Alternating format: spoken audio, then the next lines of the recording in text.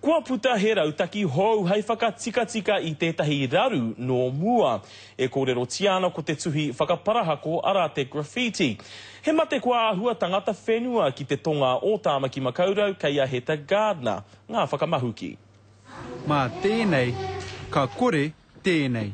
It's our way of doing up our area, make it look more interesting, clean, and it's a good way to get the community out to doing together to beautificate the area. Kai te tāpikitianga tamariki nei, I runga I te tūmanako, ka whakapirihia ki ngā pakitara o tō rātou whare hapori, kia mutu e nei tā anu. If we put art up there, then maybe it'll stop the kids from writing all over it, and they'll just enjoy what's on there. I like to push through together to make sure we're all into one and help out each other. Koe nei tētahi noa o ngā kaupapa kei te whakaritea e te Pikaroa Community House. Ā ko te tino pūtake o wā rātou mahi, he whakakotahi I te hapori, he manaaki hoki I ngā tāngata kai reira.